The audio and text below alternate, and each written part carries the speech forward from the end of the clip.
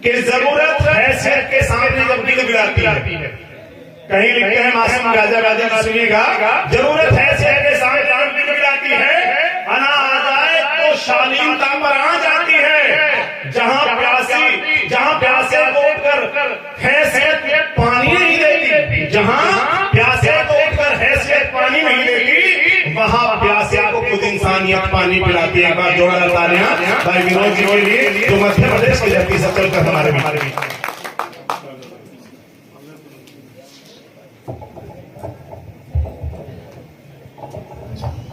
और विनोद जी बात में कह दूं, ये गिनती में कम दिख रहे हैं, लेकिन जब 100 किलो दूध उबाला जाता है ना, तो जो खोया बचता है, जो मावा बचता है, 25 किलो ही बचता है। ये लखीमपुर खीरी बरखेरवा का वो मावा है साहित्य का, जो एक एक व्यक्ति एक एक संस्था के बराबर। एक बार जोरदार तालियां आप अपने लिए बजाइए।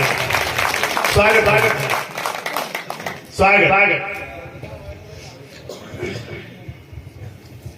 अब क्या एक कान में आंखें कहूँ कि ताली बजाएं। और हमारे श्रेष्ठ संचालक महोदय भैया सुल्तान जी बता रहे थे कि माइक ये माइक है ना बाबा राम रहीम की गुफा में जिससे प्रवचन होता था। वाह वाह तालियां। बाकी तो सब बहुत बढ़िया है साहब। आप सभी को प्रणाम करता हूँ।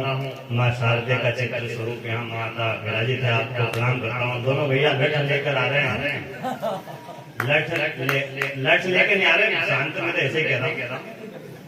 बैठ जाओ, आप सभी को प्रणाम करता हूँ। उधर बाली सदरियों की तरह जो खड़े हैं उनको भी प्रणाम करता हूँ। आप सभी को प्रणाम करता हूँ। इधर राजा महाराजा की तरह वार्ड कमान को महारा पे जो सो रहे हैं उनको प्रणाम करता हूँ। और मित्रों, मैं सभी को प्रणाम करते हुए यहाँ सरपंच साहब बैठे हैं, आपको प्रणाम करता हूँ। नहीं तो पेमेंट आप काट लेंगे हमारा। पहले कवि कालिदास हुआ करते थे, वो कविता पढ़ते थे तो हिरण आ जाती सुनने। वाह, मेरे जैसा सुन रहा तो एक कुत्ते आ रहे हैं।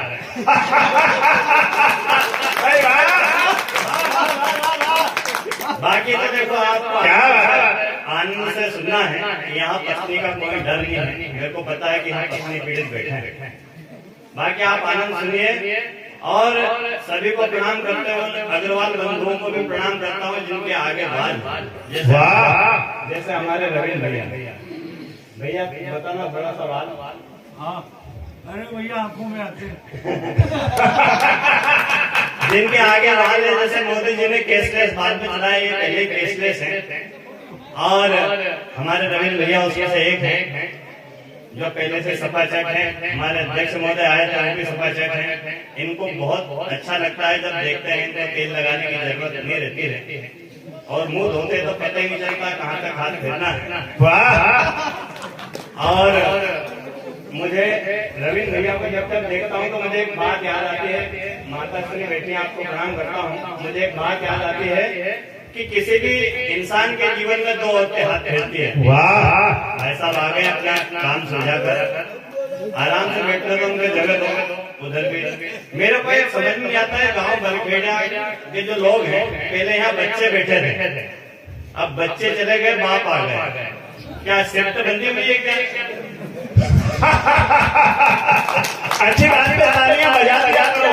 बाकी आप तारीफ में ले जाएंगे, मेरे को चलेगा, मेरे को पता है आपको आनंद पूरा आएगा। वैसा अपना मामला 1-2 घंटे का, पर समय की लिमिट है। क्रीम चीज सुनाएंगे तो मेरे को एक बात याद आती है। दादा रविंद्र भैया को देखता हूँ तो कि किसी भी इंसान के जीवन में दो औरतें हाथ फेरती रहती है। एक होती है माँ और एक होती है पत्नी। वाह, जब माँ हाथ फेरती है तो बाल बढ़ते हैं, और जब पत्नी हाथ फेरने लगती है तो बाल हाय हाय। वाह। और रविंद्र भैया को जब देखा है ऐसा लगता है कि सभी मोहल्ले के औरतों में मिलकर क्या है। वाह, जिंदाबाद भैया। बाकी सब बढ़िया है। मेरे को पता है कि सब आनंद के लिए बैठे हैं, हाथ भले मत निकालना, मजा पूरा आएगा। और हमारे विकास जी ने बहुत शानदार कविता सुनाई, आप चश्मा लगाकर बैठे हैं। मैंने कहा यार विकास जी आप चश्मा मत पहना करो, आप मेरे को उल्लू जैसे देखते हो चश्मे में। विकास भाई ने मेरे को जबरदस्ती जवाब दिया कि भाई साहब मैं चश्मा उतार दूंगा तो आप मेरे को गधे दिखाई देंगे। सुंदर। अभी हमारे भैया ने हमको चाय पिलाई, विकास जी को हमने चाय ला के दी, विकास जी ने मक्का दिया और ढोल दी, फिर दूसरी बार चाय का मक्का दिया फिर ढोल दी, 2-3 बार हो गया। मैंने कहा यार विकास जी यार ये चाय बार बार क्यों ढूंढ रहे हैं कि विनोद भैया चाय में मक्खी गिर जाती है। मैंने कहा मक्खी चाय में नहीं आपके चश्मे पे।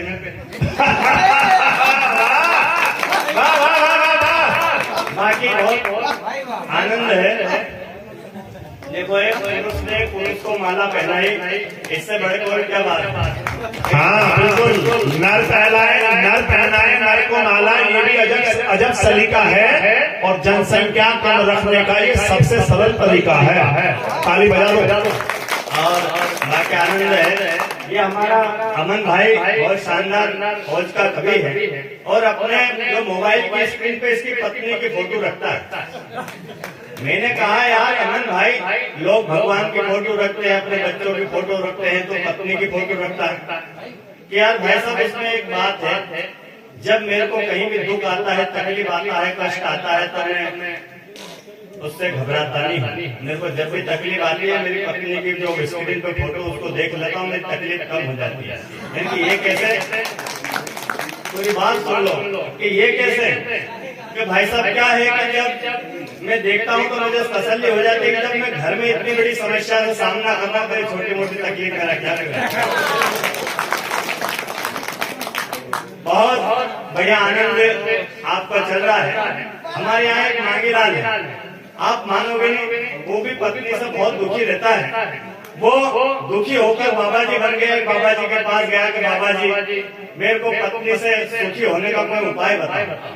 तो बाबा जी के आंख में आंसू आ गए और बोले कि बेटा यदि पत्नी से सुखी होने का कोई उपाय होता तो मैं बाबा जी को बोलूं। वाह वाह वाह भाई वाह। ये पत्नियों की पीड़ा सब जगह रहती है और आप मानोगे नहीं, हमारे यहाँ तो एक मांगीलाल की पत्नी मर गई साहब। अब मांगीलाल की पत्नी मर गई तो वो दादा सुबह से सांझ हो गई, रोना बंद ही नहीं कर रहा, रोए जाए। मेरे को रविंद्र भैया ने बोला कि यार विनोद जी इसको सुबह से सांझ हो गई, कब तक इसके घर में बैठेंगे, इससे बोल के रोना बंद कर। तो मैं गया तो मैंने बोला कि यार मांगीलाल के चुप हो जाए यार, अब तो सुबह से सांझ हो गई तो सुबह सांझ से रो रहा। यार भाई साहब वो बात नहीं है, क्या है कि जब मेरी माँ मरी तो मोहल्ले की 2-4 डोकरियां मेरे पास आई और मेरे हाथ रख के बोला कि बेटा चुप हो जा, आज से हम तेरी माँ हैं। जब मेरा बाप मरा मोहल्ले की 3-4 मेरे डोकरे मेरे घर पे आए, मेरे सिर पर हाथ रख के बोले कि आज से बेटा हम तेरे बाप हैं। और मेरी पत्नी मर गई, दादा सुबह से शाम हो गई, मोहल्ले की एक ही औरत। क्या बात है, जोरदार तालियां। बाकी बहुत बढ़िया बात है। हमारे सुल्तान भाई बता रहे थे कि यार ये कवि है, मैं इनके गांव पे गया, इनके घर मेरठ गया तो मेरे को क्या नुक्ती खाने का बहुत शौक। मैंने इनसे बोला कि यार मेरे को है ना घर ले जाने के लिए थोड़ी नुक्ती झिली में भर दो, लेकिन ये आपको कविता सुनानी पड़ेगी। तो अब मैंने इनको नुक्ती मांगने के लिए कविता सुनाई, आपको भी सुना दूं। मैंने कहा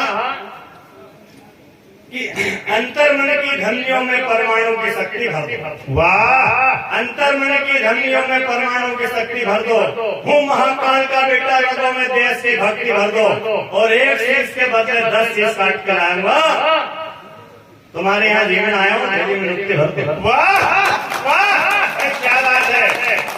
देखिए ये असली ब्राह्मण की बात है। जितने ब्राह्मण बैठे हुए ताली बजाओ, कम से कम ब्राह्मण को देख कर खुश हो ही सके।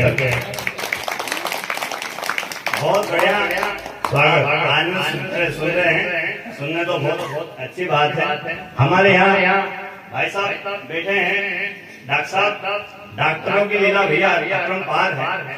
हमारे यहाँ एक डॉक्टर साहब हैं, उनके पास एक मरीज गया कि डॉक्टर साहब मेरा ऑपरेशन करना है, मेरे को क्या क्या सामान लाना है। उन्होंने कहा लाने कुछ नहीं, एक बेटा माला लेकर आएगा। तो मरीज ने बोला कि ऐसा क्यों? तो माला इसलिए कि यदि तेरा ऑपरेशन सफल हो गया और तू बच गया तो माला तेरे को पहना देंगे। मेरे को कहना देना, और यदि देनी पड़ गया तो तेरे काम आ जाएगी। वाह ऐसे डॉक्टर गिल्ला साहब आप मानोगे नहीं, हमारे यहाँ मांगलाल एक पेशेंट को लेके डॉक्टर के यहाँ गया। कोरोना का काल था, जल्दी का मौसम था, वो मरीज पेशेंट जो था वो कहीं पेशाब करने गया होगा, जल्दी में डॉक्टर ने पकड़ के वो मांगलाल के ऑपरेशन कर दिया। आप मानोगे नहीं, 3 दिन बाद उसको होश आया। मांगलाल बोला कि डॉक्टर साहब मेरे को क्या हुआ था, मैं तो मरीज लेकर आया था। अब डॉक्टर हक्का बक्का हो गया, घबरा गया। उसने तुक्के में बोल दिया, अरे तुम्हारे पेट में पथरी थी, हमने निकाल दी, अब तुम घर जा।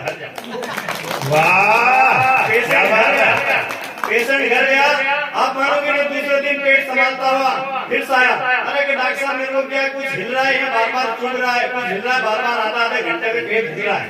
डॉक्टर मरीज नर्स ने झल्ला के हुए बोला, नर्स मैंने तेरे को कहा ना कि मोबाइल की रिपोर्ट मत दिखाए, किसी पेशेंट के पेट में रह गया होगा।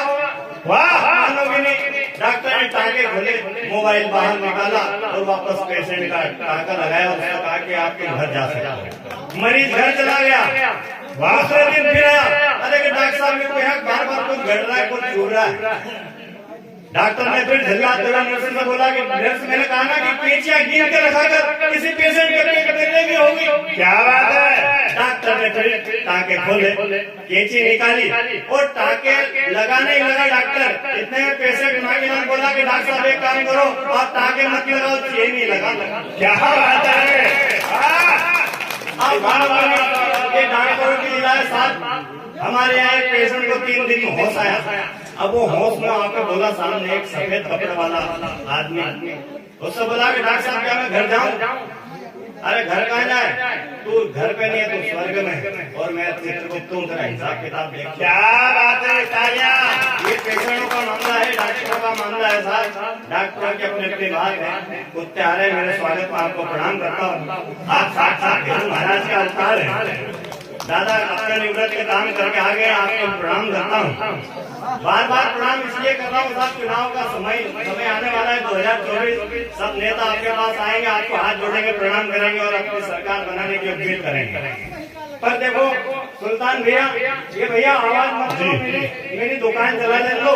हेलो, क्योंकि मैं शाजापुर से आया हूँ, सुनाना आपकी कौन सुनेगा जब मैं झिलना इतना बड़ा खड़ा हूँ।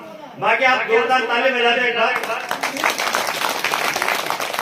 तो अपन तो क्या नेताओं में किसी भी नेता को नहीं जानते हैं। सुरेंद्र भैया, रविंद्र भैया, नेता अपने जीवन में एक ही हुआ है और उस नेता का नाम है नेताजी सुभाष चंद्र बोस। उनका कहना था कि तुम मुझे खून दो, मैं तुम्हें आजादी दूंगा। और हमारे आजकल के नेता है, वो कहते हैं कि तुम मुझे वोट दो, मैं तुम्हें नोट दूंगा, और खून तो मेरा हिसाब से मैं पूछ लूंगा। वाह।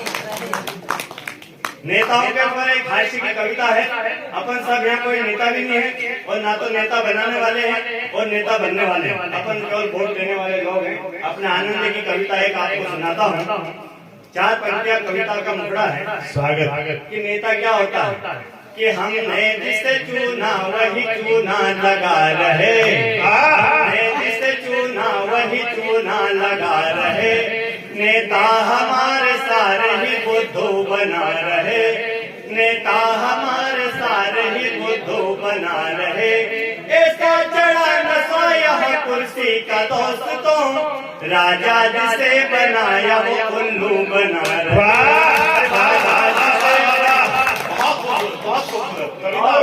एक हास्य की कविता आपके सामने इसी तारतम्य की सुनाता हूँ। स्वागत। जब चुनाव होता है तो माहौल कैसे बनता है, हमारे यहाँ सरपंच साहब हैं, उनको पता है कि माहौल कैसे बनाया जाता है। स्वागत। सुल्तान जी, आज की कविता आपको अच्छी लगे, तालियां बजाना। चालू होते हैं माहौल, चुनाव आने वाला है, ऐसा कैसे बिल्कुल आपको फिट लगा। इनको बंद भैया भैया भैया भाई साहब, हमें भी अपना मूंगफली चना बेच लेंगे तो थोड़ा सा। हाँ देखो आप लोग तो यहाँ 5 दिन से हैं, मेला लगा हुआ था, हम केवल आज ही आए। तो हमारी गुजारिश आपसे आप भोजन खाएं, ईश्वर आपको इससे भी अच्छा भोजन कल को प्रोवाइड कराए, कल को दिलाए, भविष्य में भी दिलाए। लेकिन आप ऐसा ना हो कि आपके भोजन खाने के चक्कर में हमारा घर खाया जाए। ताली बजाइए, इनके बात समझ में आ रही है। जैसे एक मुक्तक सुनाता हूँ इसी बात में। स्वागत भैया। कि नेता कैसे क्या करता है। कि झांसे में लेके वो हमें चुनाव लड़ गया, झांसे में लेके वो हमें चुनाव लड़ गया, जिसने उसे लड़ाया उनके सर पे चढ़ गया, जिसने उसे लड़ाया उनके सर पे चढ़ गया। और क्या क्या बताऊं बात उस नेता महान की, क्षेत्र का विकास जो फेसबुक पे कर गया।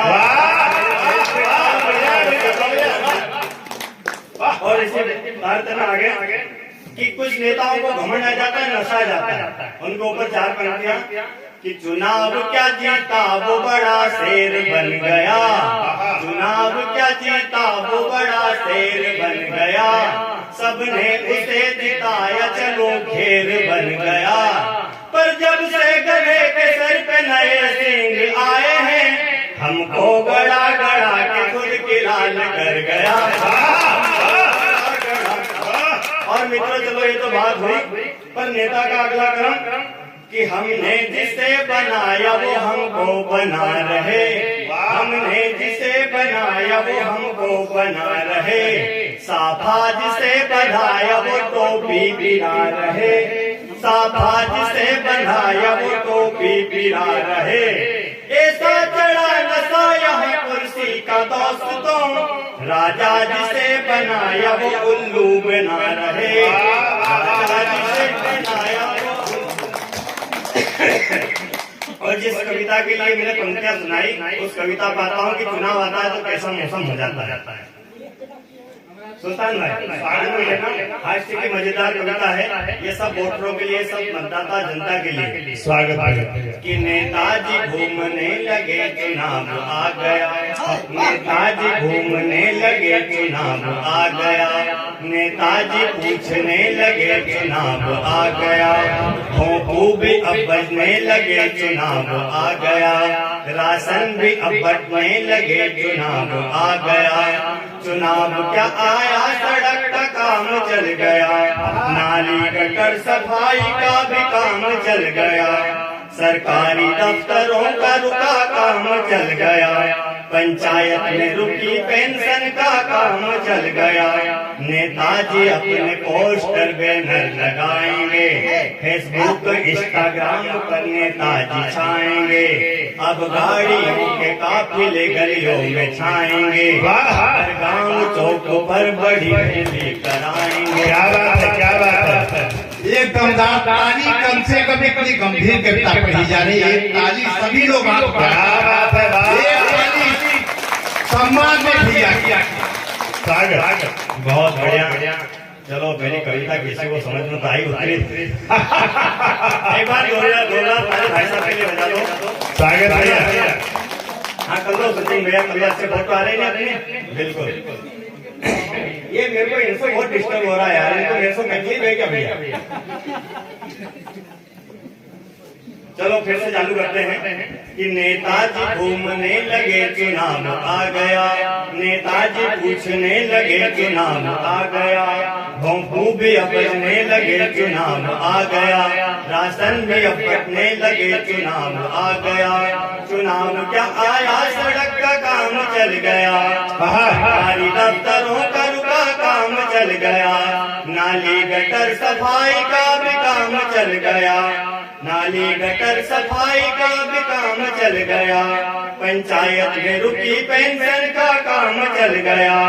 नेताजी अपने पोस्टर बैनर लगाएंगे, फेसबुक इंस्टाग्राम पर नेताजी छाएंगे, अब गाड़ियों के काफिले गलियों में आएंगे, हर गांव चौक पर बड़ी रैली कराएंगे, डीजे बजा के भाषणों की धुन सुनाएंगे, घोषणाओं वादों से सभी के मन रिझाएंगे, गरीब की झुग्गी में जाके खाना खाएंगे और खुद गरीब होने का नाटक दिखाएंगे।